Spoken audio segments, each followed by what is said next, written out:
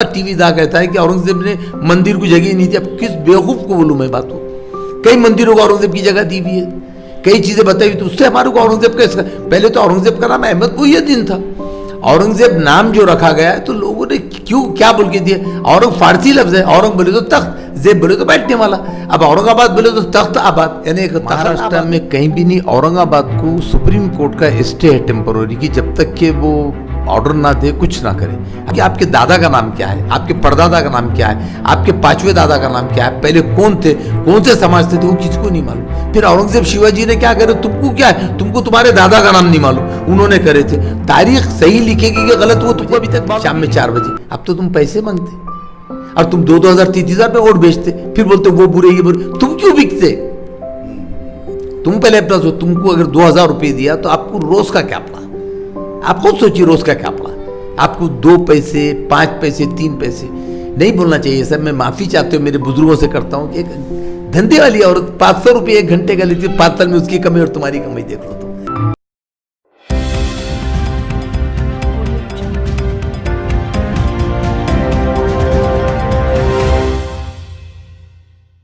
आदाब अर्ज़ है। इंटेलिजेंस के चैनल के प्रोग्राम रूबरू में आपका इस्तकबाल है। नाजरीन, हाँ, हमारे इस प्रोग्राम में हम आपकी मुलाकात शहर के उन शख्सियात से करवाते हैं जो शहर में अपना एक मुकाम रखते हैं। इलेक्शन, एएमसी इलेक्शन नज़दीक है, सियासत गर्म हो चुकी है। तमाम सियासी पार्टियां अपना अपना एजेंडा लेकर ग्राउंड में आने की तैयारियों में मसरूफ़ है। इलेक्शन आते ही, जैसे कि हम जानते हैं, हम 25-30 साल से हम यही सुन रहे हैं, इलेक्शन आते ही दोनों तरफ की आवाम या दोनों तरफ के लीडरान अपने अपने वोटर्स को अपनी अपनी तरफ राग़िब करने के लिए कोशिशें करते रहते हैं, जिनमें संभाजी नगर, औरंगाबाद, खान होना या बान होना, या अपने आप को बचाने के लिए हमको वोट दीजिए, इस तरह की बातें गली कूचों में शुरू हो जाती है। तरक्की, शहर की तरक्की, बेरोज़गारी और जो बेसिक सुविधाएं हैं जो म्यूनसिपल कॉरपोरेशन की जिम्मेदारी होती है वो आवाम तक पहुंचाए, उस पर बहस ना करते हुए इस तरह के मुद्दों पर बहस शुरू है। आज हमारे जो मेहमान हैं, जनाब किसी तारुफ के मोहताज नहीं हैं, जनाब रशीद महमूद साहब, एक्स मेयर हैं हमारे शहर के और सोशल वर्कर है। इन्होंने इस शहर को बनते हुए देखा है, फैलते हुए देखा है और तरक्की करते हुए देखा है। जो कुछ तरक्की आज है उस पर सर आपने हमें वक्त दिया, उसके लिए बहुत बहुत शुक्रिया। सर, इलेक्शन आते ही सियासत नामों पर, सियासत मज़हबों पर क्यों सिमट कर रह जाती है? बिल्कुल सही बात कहे आपने। ये सब पहली चीज़ तो ये है कि कैसे सियासी लोग हैं, मेरी समझ से बाहर है। महाराष्ट्र में कहीं भी नहीं। औरंगाबाद को सुप्रीम कोर्ट का स्टे है टेम्पोररी की, जब तक के वो ऑर्डर ना दे कुछ ना करे। अभी यही पता नहीं कि इलेक्शन कब है, क्योंकि 6 महीने पहले पंचायत राज में ऐसा है, बॉडी टू बॉडी चार्ज देना। कुदरती अगर आफत आ जाए, जलजला आ जाए या हमारे कोई बड़ा तूफान आ जाए, जैसे बीमारी आ गई, तो उसमें 6 महीने बढ़ाने की पावर है। फिर सेकंड टाइम 6 महीने बढ़ा दिया गया है। अभी अगर कभी सुप्रीम कोर्ट का ऑर्डर हमारे को फरवरी मार्च तक नहीं मिला तो अक्टूबर में इलेक्शन होगा, ये अभी मालूम ही नहीं है। लेकिन लोग खुद ही हमारे तो ना तजुर्बेकारी बहुत ज़्यादा है, जिसका हमको बहुत भुगतना पड़ता है। और आने के बाद विकास के लिए कोई नहीं लड़ता। हमने 1972 के बाद जो लड़े गए थे मराठवाड़ा आंदोलन, जिसमें गोविंद भाई सर्राफ, रमन भाई, तुम्हारे हबीब साहब कामरेड, असदुल्ला साहब, काफ़ी लोग थे मराठवाड़ा के, मांझम काफ़ी लोग थे जो ग्रुप था। और सेकंड ग्रुप जो था, जिसमें डॉक्टर कांगो थे, आचले थे, मैं था, हमारे देशमुख साहब थे, पटेल वकील साहब थे, आपके अहमद रजवी थे, असर फारूक, तो हम लोग विकास को लड़ते थे। उसमें मोर्चे निकलते थे कि हमारे को क्या होना चाहिए। एजी नागपुर का ब्रांच दीजिए, टीवी स्टेशन दीजिए, ब्रॉड गेज करिए, जिसमें हम भूख हड़ताल को बैठे विकास। अब तो विकास की लड़ाई नहीं है एक भी, बस खाली बस बैठ गए, बच्चों को लेकर गए, धापे पे खाना खिला दिए, किसी को चाय पिला दिए, बस फिर ये नहीं है ना विकास। हम शहर का सोचते थे, शहर का सोचने वाले ही कोई नहीं रहे आजकल, तो क्या बोलेंगे हम?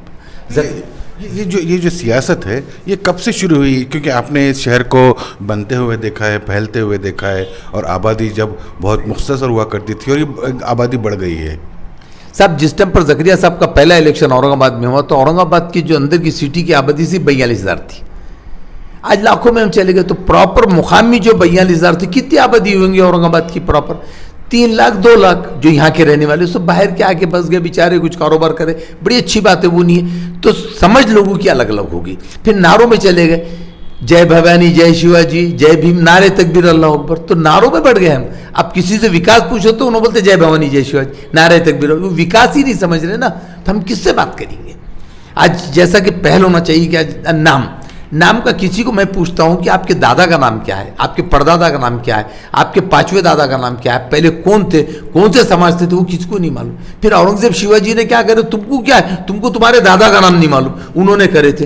तारीख सही लिखेगी कि गलत, वो तुमको अभी तक मालूम ही नहीं है। अब कल एक टीवी पे मैंने देखा, बड़ा टीवी दा कहता है कि औरंगजेब ने मंदिर को जगह नहीं दी। अब किस बेवकूफ़ को बोलूँ मैं बात को? कई मंदिरों को औरंगजेब की जगह दी हुई है, कई चीज़ें बताई, तो उससे हमारे को औरंगजेब का इसका पहले तो औरंगजेब का नाम अहमद मुहिउद्दीन था। औरंगजेब नाम जो रखा गया है तो लोगों ने क्यों क्या बोल के दिया? औरंग फारसी लफ्ज़ है, औरंग बोले तो तख्त, जेब बोले तो बैठने वाला। अब औरंगाबाद बोले तो तख्त आबाद, यानी एक तख्त आबाद है। अब ये नहीं समझता तो क्या करेंगे? सियासत हमारे साहब ने आए थे, उन्होंने बोल के गए, उन्हें समझे, तो उन्होंने कौन थे बोल के गए, तो कौन थे वो? बहुत बड़े ऋषि मुनि कौन थे? किसी ने बोल दिया। तो ये औरंगाबाद जागीर नहीं है ना किसी की, एक नाम देने की चीज़ चढ़ी है। हम नाम बदल दिए, नाम से तारीख नहीं बदली जाती ना, नाम से तरक्की भी नहीं होती। अब जैसा कि मैं कहता हूँ, अगर तरक्की करते, शिवाजी महाराज हमारे इतने बड़े थे, उनका अभिषेक कैसा हुआ था, फिर वो बात क्यों नहीं दोहराते? वो तारीख समझ अगर जाएंगे तो बहुत सी चीजें जाएंगी उसके अंदर। जब शिवाजी महाराज का अभिषेक हुआ, किसने किया था, किस ढंग से किया था, अगर वो आ जाए तो नफरतें फैलती है। तो तुम वो छोड़ के खाली एक ही चीज को ले लेने का, ये उसमें गलती हमारी है।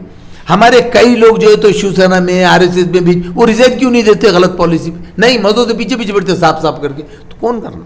नहीं सर, ये जो मैं बड़ी बात बताइए सर, एक बहुत बड़ी बात जब उसमें है, आज तक पेपर में हमने देखे कि हम इस पार्टी के अंदर आज हम ये चीज़ से राजीनामा दे रहे, नहीं दे रहे। नहीं, सेकुलर जमातें जो थी, जो हमारे शहर पे भी राज करती थी, कॉर्पोरेशन में भी थी, और हमारे शहर में MP MLA भी हुआ करते थे, वो कहीं ना कहीं पीछे रह गए। कहीं ना कहीं वो उनकी जो है तो पॉलिसी या उनकी आइडियोलॉजी जो है तो आवाम तक नहीं पहुंच पाई। इसलिए ये आज जो कुछ है वो है, और उसमें कहीं ना कहीं आप जैसे सोशल वर्कर जो आप दावा करते हैं कि हम सोशल वर्क करें, और आप करते भी है काम, हमने देखा है, बचपन से हम आपको देख रहे हैं, तो आपने भी कभी सेकुलर पार्टियों को पूरी तरह सपोर्ट नहीं किया। कभी आप कांग्रेस में थे और नहीं भी थे, वैसे ही तकी हसन खान साहब भी कांग्रेस में थे और नहीं भी थे।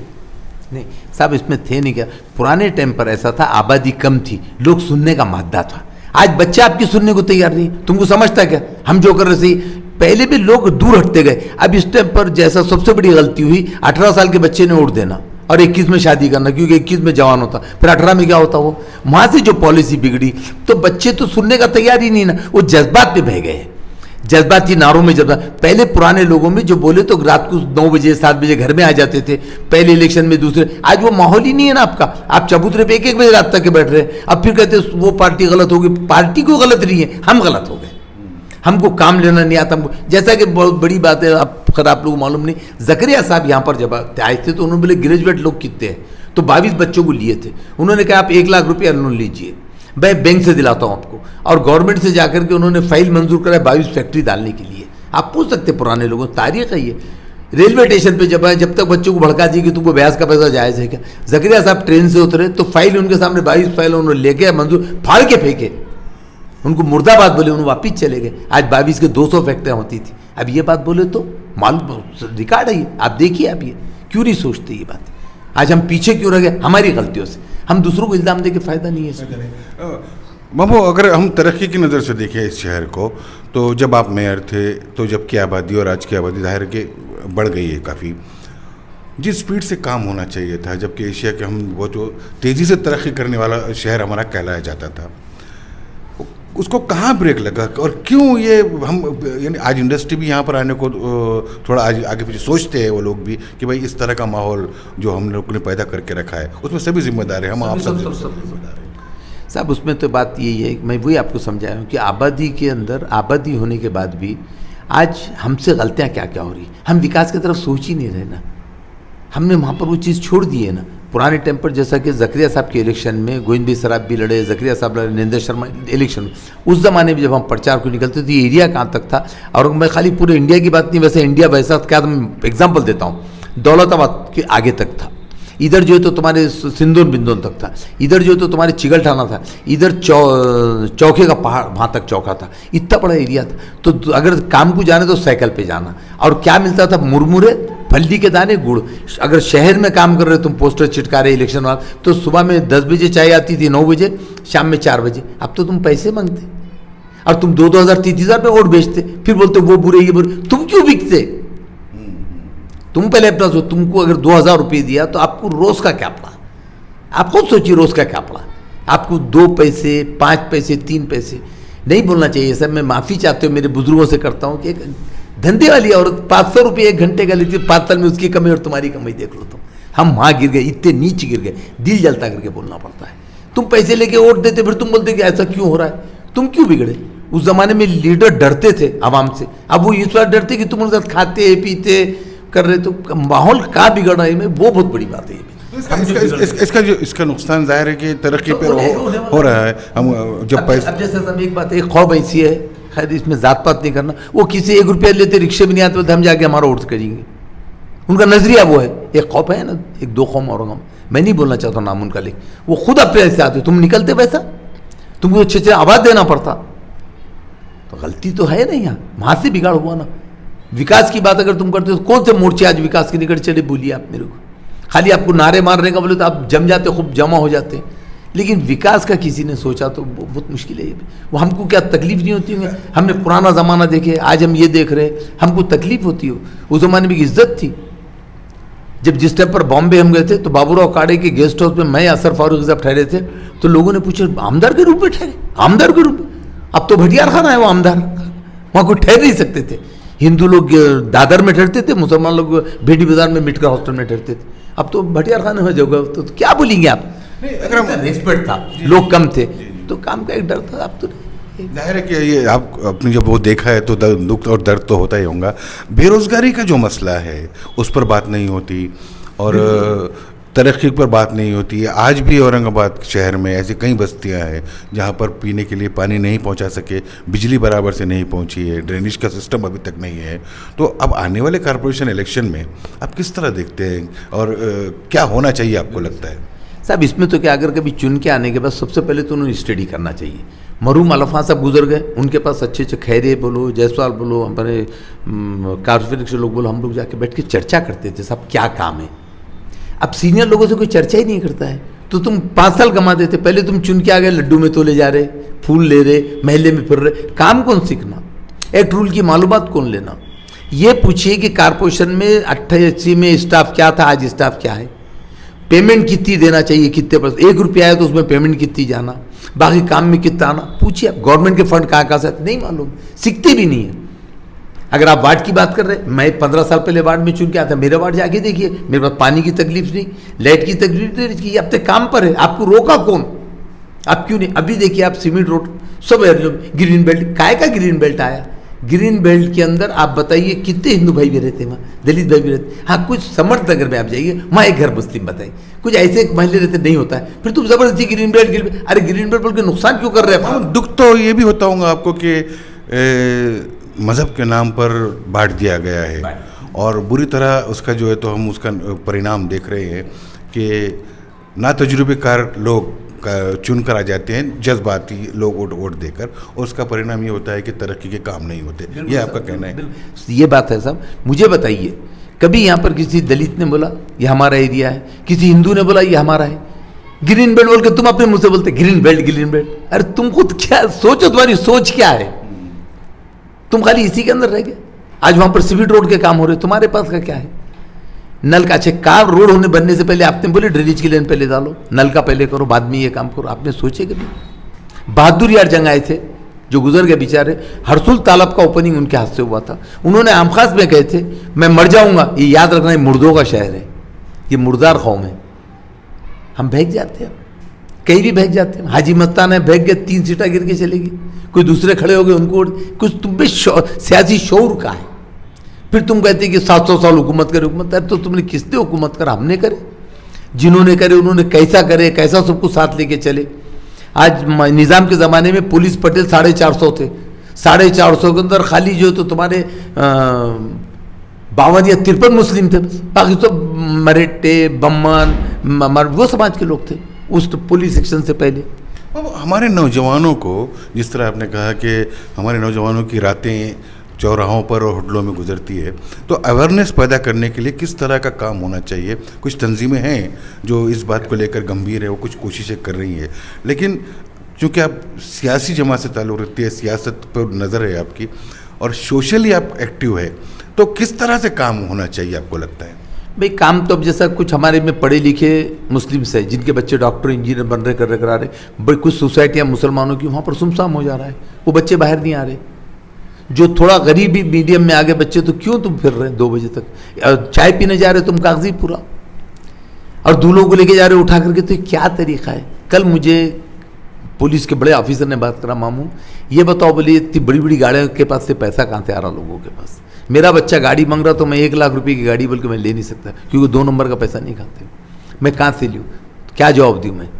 12-1 बजे तक बैठते तुम इधर उधर जाते, तो किसको बोलना था? अवेयरनेस के लिए किस तरह से काम होना चाहिए? अब अभी जो भाई अभी ये बात खुद समझना चाहिए ना भाई, माँ बाप की भी सुनने को तैयार नहीं है ना। नहीं, आप एक सोशल वर्कर है, आपके पास एक दुख है, एक शहर को लेकर एक दर्द है, आपने इस शहर को देखा है, इसलिए आज आपको क्या लगता है कि भाई किस तरह के लोग उन तक पहुंचे और क्या उनसे बात करें, किस तरह की गुफ्तगू हो ताकि वो लोग समझ जाए कि भाई ये क्या गलत है और क्या सही है? जैसा कलेक्टर ऑफिस में एक ज़माने में मीटिंग हुई थी, तो उन्होंने वहाँ पर स्पीच करे, जैसा कि आप देख लिए अमन कमेटी की मीटिंग होती है, या कुछ हम मीटिंग ले लेते हैं अबू कलाम रिसर्च सेंटर में, वहाँ हम बहुत भाषण कर लेते, और भाषण करते किसके सामने? जो सब वही सुनते, अब एक दूसरे को बोल देते, उससे काम होता है। मैंने कलेक्टर साहब बोला, साहब झोपड़पट्टी में जाओ, वहाँ स्टेज लगाओ, वहाँ उनको समझाओ।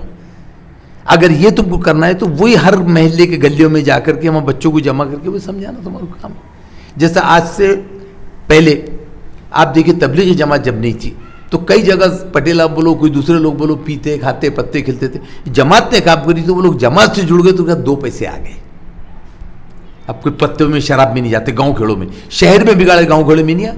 आज भी ताल्लुकों के अंदर बिगाड़ ज़्यादा नहीं है जितना हमारे शहर में, वो एक छोटे एरिया होने से। तो वैसे ही अगर इनको सुधारना है तो हर जगह इंडिया के अंदर ये हाल होगा। अब तो और अच्छा जंग, तुम ये बोलिए जज्बाती कौम है, किसको बोलने की वजह ये है कि हमको एक जब झोपड़पट्टी में जाओ, एक गली में जाओ, जाके उनको पकड़ के समझाओ, बस इससे ज़्यादा और क्या कर सकेंगे?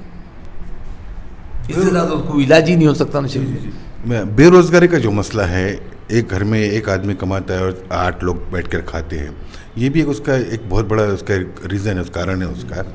और बेरोजगारी को लेकर तालीमी याफ्ता बच्चों को एक तो नौकरियाँ नहीं है, कहीं भी नहीं है, किसी भी समाज में नौकरियाँ मिलना आज मुश्किल है। जो कुछ अपने पास साधन है उसका इस्तेमाल करते हुए हम इस समाज को हमारे तरफ से क्या दे सकते हैं? सही, आप साहब फिर भी शहर में माशाल्लाह अच्छे, उस गांव खेड़े में जाके देखिए आप, उनके क्या बुरे हाल है। रमज़ान में अगर किट बांटना है तो उन खेड़ों में बांटिए, उनके कुछ भी नहीं रहता है। आप जाके खेड़े गाँव में देखिए, वो वहाँ पर कौम लोगों का इतने बात, मराठा समाज में भी ऐसे है कि ये दिवाली को धोती लिए तो वो दिवाली को शर्ट लेते, उनमें भी गरीबी ऐसा नहीं। हमारे लोगों के अंदर जो गरीबी वहाँ पर भी है, अब उससे तो लाग देते हम ठीक है। आज हम चढ़े, हम जज्बात में क्यों आ जाते? कोई चीज़ें एक सोच विचार के हम चौक में खड़े, और हमारे में एक आदत होती है कि हम किसी की गिबतें करते हैं। यही है भाई, आप उधर से आ रहे, अरे बहुत बदमाश है, चले गए, वो आ गया करे चाय पिला चढ़े, 4 दोस्त बैठते, 4 में 2 उठ के जाते, 2 बहुत हराम किया, 2 घर में गया औरतें मुझे भुट्टे में लेके बैठ जाता साला, तो आखिरी दोस्त तक गाली दे रहे हैं। हम अच्छा किसको बोल रहे हैं? हम जमहूरियत में अपना हक मांगना भी आना चाहिए, तो कहीं ऐसा तो नहीं कि हम अपने हक मांगने में कोताही कर रहे हैं, हम जो है तो कहीं पीछे रह जा रहे हैं। और हक मांगने का तरीका होता है जमहूरियत में। साहब इसमें क्या है कि हक मांगने के लिए होना चाहिए, लेकिन थोड़ा शौर होना है। पहली चीज़, हर इंसान अपना घर देखना चाहिए। हम भी रिक्शा चलाए, आज मेरी बेटियाँ डॉक्टर, बच्चा ही है, हमने किस मेहनत से करे, आज हमारे भाइयाँ डेवलप, उनके बच्चे डॉक्टर, तो ये खाना तो सुधर गया ना।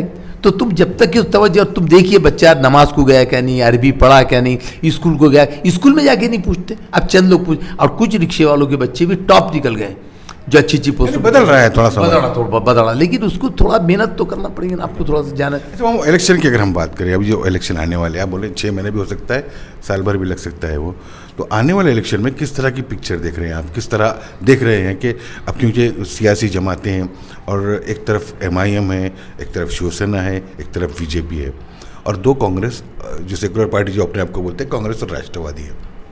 तो इसमें आप औरंगाबाद शहर के सियासी जो आगे फ्यूचर है वो किस तरह देख रहे हैं आप? नहीं साहब, उसके अंदर तो ऐसा है, कोई जात पात पे इलेक्शन होने वाला है। आप अपने महल्ले में कोई अच्छे वर्कर को दीजिए, हम वर्कर को हम नारे को देख के उड़ देते हैं, खाली नारे मार दिए तो बहुत अच्छा, बहुत क्या अच्छी तकरीर कर रहा, क्या अच्छा बोला। अरे भाई बोल के चले गया, तुम्हारा क्या है, बोलना काम वाला अच्छा है बोल के बोलो आप मेरे को। हमको दर्द क्या होता, आज हमको अल्लाह ने मेहर बनाया। हमने ये भी सबको बोले कि अल्लाह की मेहरबानी से, हमारे माँ बाप की दुआओं से, बच्चों के दोस्तों की मेहरबानी से और डॉक्टर साहब बाबा साहब अम्बेडकर की घटना से मैं महापौर बना हूँ। ये मैंने खुला ऐलान किया। बनने के बाद बुध लेनी पे मैंने रोड बना के दिया हूँ महापौर बनने के बाद, सुलभ शौचालय बनाया, लाइट का काम किया।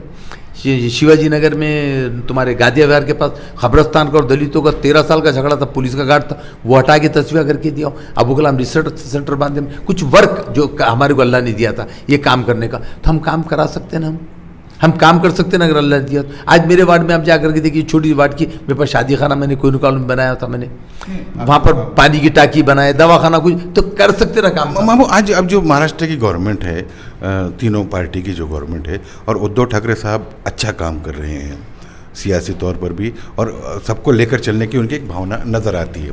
और कुछ माइनॉरिटी के जो लोग हैं उनका भी सॉफ्ट कार्नर उनकी तरफ, शिवसेना की तरफ हो रहा है, बढ़ रहे हैं लोग, उसके कदम बढ़ा रहे हैं। मुस्लिम भी बोलते हैं कि चलो भाई अच्छी पार्टी है। वो जो फंड आजकल जो कॉरपोरेशन में दिया है उसने सामंतराय जो जलवाहिनी को लेकर और सड़कों को लेकर, उस फंड का सही इस्तेमाल हो रहा है बॉडी नहीं होने के बावजूद सही इस्तेमाल हो रहा है या नहीं आपके हिसाब से? बिल्कुल सही साहब। इसमें तो एक चीज़ है, जैसा आपने जलवानी का कहे, जलवानी का पिछड़े पर बॉडी रहने के बाद भी गलत पॉलिसी बनाए। अगर दाज बॉडी नहीं होने की वजह से उसका फायदा है या नुकसान है? मैं भी बता रहा हूँ आपको कि गलत बॉडी रहने के बाद भी गलत करे थे। आज दाते पटेल अगर हाई कोर्ट नहीं जाता तो आज हमारे को कितने टैक्स आ जाता था पानी। जाने के बाद हाई कोर्ट में जाने के बाद सुप्रीम कोर्ट गया, वहाँ से हमारा फैसला, गवर्नमेंट को पॉलिसी बदलना पड़ा। दाते पटेल को मारा है, बाद मारे नहीं तो दाते पटेल को पैसे देते बोले, उस शख्स ने 1 रुपया नहीं खाए। कुछ चीज़ें हो जाती। आज जो चीज़ ये चीज़ हो रही, इसमें लग रहा है कि अभी जो एडमिनिस्ट्रेटर कर रहे हैं तो पैसा नहीं होते हुए जो काम करे ठीक, लेकिन लोगों को कुछ पैसा रुका है। लेकिन वजह क्या है कि म्यूनसिपलिटी में उसका काम ये है कि गवर्नमेंट ने म्यूनसिपलिटी को संभालना, कारपोरेशन में तुम खुद कमाना और खुद खर्चा करना। ये उसका रूल है इसका फंड का। अब उन्होंने जो रोड को पैसा दिए तो उन्होंने 3 जगह बांट दिए। कुछ सड़कों ने ये काम, रोड बनाना, BNC बनाना, कारपोरेशन, उसमें से काम करा के लेना, ये बहुत बड़ी बात है। तो अब कुछ तो भी काम पांडे साहब कर रहे हैं, मैं उनका भी शुक्रिया अदा करता हूँ, क्योंकि कम से कम कर रहे हैं, जा रहे आ रहे। जैसा परसों उन्होंने फ़ोन किया, मामू मैं आपके वार्ड में आया, गीला कचरा सूखा मेरे सामने ला के दाड़ है, आप ज़रा देखिए। तो फिर हमारे पास मस्जिद में जुमा में भी ऐलान करने लगा, मैंने एक भाई तुम अलग अलग करो। तो ये आदमी को एक आदमी पे नहीं, अभी काम जो हो रहा है वो काम तो भाई इनकार नहीं कर सकते। काम तो फिर अब अगर खाली सियासत चमकाने बोलो नहीं ये नहीं हो रहा वो नहीं हो रहा, तो फिर 5 साल में लोग पूछेंगे 10 साल में क्या काम हो, बताओ क्या जवाब देना। बहुत सारे कारपोरेटर का नुकसान हुआ ऐसा लगता है। तो फिर खुली बात है ना, तो संभल थोड़ा सा आ ही जाता ना ये बातचीत के अंदर। भाई थोड़ा सा हम यही कहेंगे, कोई भी आओगे जब तक कि हम एक दूसरे को लेके नहीं चलेंगे। और एक खास बात है साहब, ये सब बोलना कि नहीं बोलना समझ में नहीं आया। ठाकरे साहब से मेरी मुलाकात हुई थी, वो आदमी में मानने की सिफत थी लीडर में। मैंने उनको एक चीज़ बोला था, साहब मतलब तुम ये लिखते गर्व से कोई हिंदू है क्यों करते साहब, मतलब तो क्या हुआ, बोले मतलब साहब अच्छा नहीं लगता, मत लिखने दो। बोले साहब मतलब मैं 10 टाइम अगर लिखा मुस्लिम तो बोले 100 टाइम लिखो। मतलब साहब छुट्टे आपने बोले कि तेरे को शक है तेरे बाप पे, तो मेरी हिंदू माँ बहन पे क्यों शक करते। तो उसमें जिलानी साहब और तुम्हारे रफीक में अपना किस और गवाह है। तो बोले 2 मिनट उन्होंने बोले ठहरो महापौर साहब। महापौर साहब बहुत अच्छी बात बोले, आज के बाद नारा नहीं सुनी साहब, 97 से नारा बंद है। कितना ऊँचा आदमी, मैं जब से बड़ी इज्जत करता हूँ आदमी की, यानी कुछ सोचते का, हमारे पास किसी ने राय दिया तो मानते क्या। ठाकरे साहब की अब इज्जत करते हैं क्योंकि जो लोग बड़े होते हैं ना वो बड़े लोग होते हैं। ये आज जो सियासत हमारे शहर में, हमारे मुल्क में हो गई है, समाजों को बांटना, खानों में बांट देना और अपना सियासी फ़ायदा हासिल करना, ये पॉलिसी अच्छा जो जानकार लोग हैं वो कहते हैं कि बहुत दिन तक नहीं चलती है। और हमारा जो DNA है, जो हमारा जमहूरियत है, हमारे जो खून में जमहूरियत का जो DNA है, वो कहीं ना कहीं वापस हम वो जमहूरियत की तरफ ही हमको आना पड़ेगा। मामू आपने वक्त दिया उसके लिए बहुत बहुत शुक्रिया। मैं आपको ये कहना चाहता हूँ आपको कि आपका तजुर्बा, आपका जो इतना सारा काम आपकी ज़िंदगी का तकरीबन ज़्यादा हिस्सा सोशल वर्क में गया है, तो आप आज के नौजवानों से क्या कहना चाहेंगे? साहब एक बात आपने जैसा बताए थे भी, लोग लीडर को देखते हैं। अगर आज मैं एक स्कूटर नवी लेके आ जाऊं तो मेरे को 10 जने बैठ के देखेंगे, यही है साहब रशीद मामू जा रहे हैं, कौन दिया हाथ ला लिया नई गाड़ी, हमको 10 लोग देखते हैं। तो आप लोग ये देखते हैं कि आज का लीडर 10 साल पहले क्या था, आज क्या है पैसा।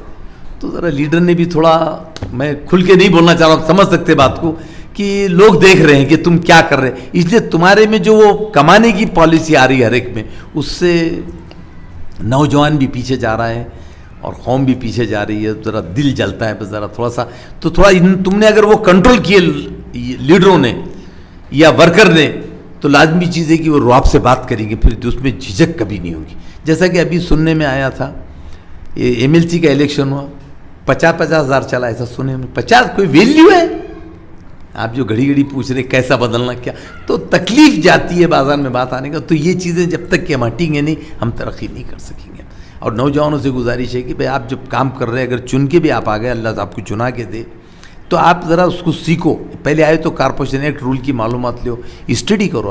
आप अभी इस टाइम पर ये सब मेरी ख्वाहिश है कि मैं जनरल बॉडी में जब वहाँ पढ़ता तो आप मेरे मिनट्स निकाल के देखिए, मैं कमिश्नर को उठाता नहीं था। मैंने पूरे साल में 2 या 3 टाइम कमिश्नर, अब तो हर मीटिंग में 10 टाइम कमिश्नर बोलते, स्टडी करके क्यों नहीं आते? आप मिनट्स मंगा के देखिए, मैंने कमिश्नर को कभी नहीं उठा, मैं जवाब देता था। हमारे गंगाधर गाड़े साहब जिंदा है, मोनी साहब, उन्होंने एक टाइम कहे भी थे कि महापौर साहब हम कमिश्नर साहब, मतलब प्रिसाइडिंग ऑफिसर मैं हूँ, वहाँ तो यही नहीं है, मैं जवाब दे रहा हूँ, मैं स्टडी। तो स्टडी करके बैठो। मैं जो भी लोग आएंगे तो पहले स्टडी करो, उन्हों सीखो, एक्ट रूल की मालूमात लो, कैसा जन्म। खाली अगर हमने वहाँ चीख लिए, पेपर में आ गई न्यूज़ तो बोलते बन गए लीडर, नहीं। चीखने से आने से नहीं होता काम। कोर्ट में जब जो वकील बहुत ज़्यादा बहस करता, क्या अच्छा है क्या अच्छा, फैसला फेवर में नहीं आता। जज बोलता बोलने दो, चुप सुनता है, फैसला किसका था, पॉइंट। आवाम भी जज होती है, आपके काम देखती है, आपका कहने का मतलब आपने चीज़ें यही है, आप मेरे से खुबलाना चाह रहे थे, मैं कुछ चीज़ें नहीं बोलना चाहता हूँ, मेरे लोग भी, हो सकता मैं भी गुनहगार हूँ, अल्लाह मुझे माफ़ करे बस चीज़ें, लेकिन थोड़ा सा मेहनत। जब आप लोग थे, तकी साहब थे, मनमोहन सिंह ओबेरॉय साहब थे, दादा भाई थे, तुम्हारे मोहसिन अहमद थे, काफ़ी लोग थे, खैरे था जैसा, काफ़ी खैरे साहब, जायसवाल साहब भी नए नए आए थे। तो हम लोग अब बैठ करके विकास की बात करते थे, विकास की बातचीत कुछ होना चाहिए। और अब असल में क्या है भाई, औरंगाबाद बहुत जल्दी डेवलप हो रहा है, आबादी बढ़ती जा रही, 20 बाई 30 के हम प्लाटा कर दे रहे। प्लाट करने के बाद खाली हम ज़्यादा से ज़्यादा उन्होंने मंदिर को जगह छोड़ी गया, मस्जिद को, बाकी खेलने को ग्राउंड नहीं, ये नहीं होने, कुछ भी नहीं है। आज आप लिख ली ये बात, 50 साल के बाद आपके झगड़े औरंगाबाद में मर्डर होंगे कब्रस्तान पे। 13 मुर्दा मेरे कब्रस्तान में क्यों ला रहे? हमारे बुजुर्गों ने बड़े बड़े कब्रस्तान छोड़े। आज जगह प्लाटिंग 20 बाई 30 की होती है, कब्रस्तान को जगह कोई नहीं छोड़ता है, मसान कोई जगह नहीं छोड़ता, प्लानिंग से कुछ घर नहीं बना, कुछ नहीं। आज औरंगाबाद भी इतने बड़े दूर पहाड़ों तक जाके आबादी गई, कब्रस्तान कहाँ है? कहने का मतलब कोई मामू का भी कहने का मतलब ये है कि दिल जलता है मामू का। और ये जो उनका दुख है, ये दर्द है, ये आज का नौजवान जो सियासत में है खुसूसन, वो उससे कुछ सबक हासिल करे, क्योंकि वक्त गुज़रता रहता है। आज जो वक्त है कल गुज़र जाएगा। आप भी कभी जो आज पहली बार चुनकर आए हैं, वो भी रशीद मामू की एज पर जाके, उनकी उम्र तक जाकर वही बातें कहेंगे जो सच्ची है, जो सबको कबूल हो। सर, जब आपने हमें वक्त दिया उसके लिए बहुत बहुत शुक्रिया मामू। और एक बात है बड़ी याद आई, आपके भड़कल, यहाँ के भड़कल के सादिक भाई मरहूम गुजर गए, वो शायरी थे, एक ज़माने में शायर छोड़ दिया, उन्होंने बड़ा प्यारा जुमला कहे थे, हम गुलाम हो गए अपने ही गुलाम हो गए, अब उरूज ज़वाल क्या होगा। हम गुलाम हो गए अपने ही गुलाम हो गए, अब उरूज ज़वाल क्या होगा, तो क्या कौम को बताऊँ मैं, अब इससे बढ़ के ज़वाल क्या होगा, तुम किसके गुलाम है, क्या है ये। यही भाई आपने लिए इंटरव्यू, आपका भी शुक्रिया अदा करता हूँ, ये टीवी का जिसने लिए हैं मैं शुक्रिया, लेकिन चाहता हूँ कि लोग इसको सुने, समझे और देखें, और हम कैसा करना चाहिए ये बात करें। आप जैसा शेख अहमद साहब की भी आते, पुराने लोग, ईसा खान साहब मरहूम थे, कई पुराने लोगों को भी, अकबर पटेल मरहूम जो बेचारों ने काम, ये लोगों को हम भूल गए। हम इनको याद करें कि उन्होंने काम क्या क्या किए, बेलौस काम किए, तो इनको भी अगर हमने याद करे तो बड़ी अच्छी। लोग याद नहीं करते, भूल गए। दादा भी मेरे दोस्त, यानी ये फील्ड में जो काम करने वाले, इनको भी अगर, हमारे पास शायरों में बशर नवाज साहब थे, तुम्हारे खाजी सलीम साहब थे, सिकंदर रिवा साहब थे, खमर इकबाल साहब, हम लोग बच्चों को बताते भी, हम जब तक के पुरानों को सामने नहीं रखेंगे साहब, हम तरक्की नहीं कर सकते। जी जी जी, माजी को सामने रखकर अगर मुस्तकबिल की तरफ कदम बढ़ाए तो कदम आसानी से बढ़ सकते हैं। हमारी अपनी जिम्मेदारी भी यही है कि हम अपने इलाके में, अपने महल्लों में, अपने शहर में जो एक शहरी की जिम्मेदारी होती है उसे अगर पूरा करें तो शायद हम वो हासिल कर लेंगे। हमारे शहर को एक खूबसूरत शहर बनाने में ये एक बहुत बड़ा ताउन होगा हम सबका। और शहर खूबसूरत तभी बनता है जब हर एक शहरी ने अपनी जिम्मेदारी ईमानदारी से निभाए। अगले हफ्ते ऐसे ही किसी मेहमान के साथ हम आपकी मुलाकात करवाएंगे। तब तक के लिए मैं अपनी टीम के साथ आपसे इजाज़त चाहता हूँ। जय हिंद, खुदा हाफिज़, नमस्कार।